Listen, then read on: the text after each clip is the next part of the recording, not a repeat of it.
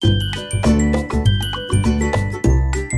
guys, welcome back to another Meet My Foliage Family. Today we're actually going to be talking about the Trandescantia Zebrina, or otherwise known as a silver inch plant, a purple inch plant, or formerly known as a wandering Jew, but now people call it wandering dude for obvious reasons.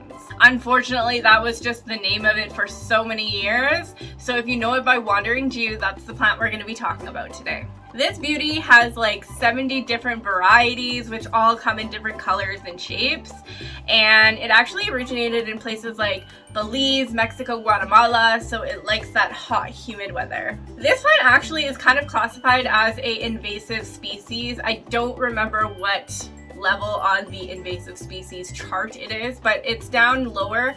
I live in Canada, so this plant actually dies in the wintertime, but in the summertime, yeah, it's definitely an invasive species. This isn't my first one. This is just a pot of it. I have like so many different varieties everywhere, and this plant literally will grow and grow and grow. If you're giving it everything that it needs, honestly, if you neglect this plant, it will love you. It's so affordable. It is like under $10 for a small pot, and trust me when I say that it will grow and vine and it'll make you so happy. It's one of the easiest plants out there. When it comes to watering your Trandescantia Zebrina, I literally neglect it. I think that it thrives on neglect, but that's not really good advice for a beginner houseplant person. So if you are a beginner, I would say anywhere between 10 and 12 days. But if you are experienced with houseplants or this plant in particular, you could go like 10 to 20 days, which is what I do. Sometimes I will literally go like a month without watering this plant and it is just fine.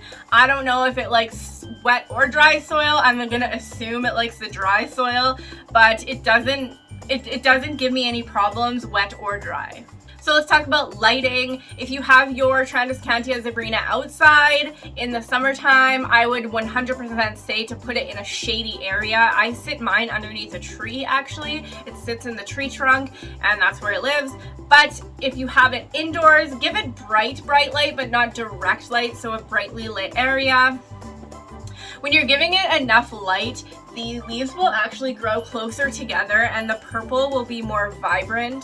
If you have this plant in sunshine outside, you're probably gonna get some sunburn, which the leaves will turn like brown and kind of mushy. So you don't want to be putting it in direct sunlight at all. North facing, this plant will do just fine. So when it comes to propagating the Trandescantia, you can literally do it by nodes. Nodes are where the leaf comes out of. It's like a notch in the stem. Personally, you can do it in water, but I have just been able to plop these straight into soil and it does just fine. If you like the look of roots in a water propagation, then do that, but I will warn you that the roots on a Trandescantia are very fine and thin. They don't look the greatest. So personally, I think you should just cut some leaves off at the bottom and plop them into soil. This guy literally grew in the cracks of my sidewalk. I guess in a windstorm, it flew off. It was north facing a couple years ago and I didn't clean it up and eventually it rooted in the cracks of my sidewalk. So this plant is so easy to propagate. It'll literally attach itself to like anything. So the leaf shape is really like kind of like an arrow. It has the dark purple, merlot-y purple in the middle and on the sides and on the back. And then it has the silver stripe on either side. It is so beautiful. When it catches the light, it literally shimmers.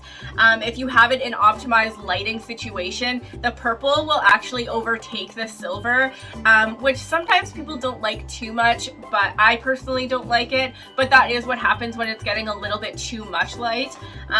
And if you look very closely, it is fuzzy. It's not prickly, but it is a little bit fuzzy. You can see these tiny little hairs on it. The Trandescantia purple, or Trandescantia Zebrina, is commonly used as an indoor plant, especially where I'm from, North America, Canada.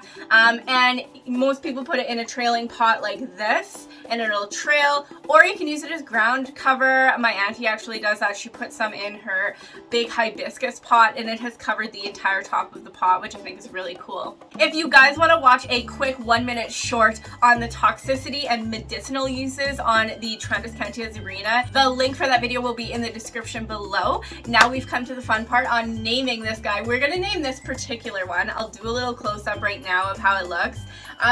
You're very beautiful and inviting, and I love it just the way it is. So if you have a name that you can help me name my plant, I will pin the one that I like most, the comment I like most, up at the top of the comment section, and I will see you guys in the next video. XOXO MM. Bye!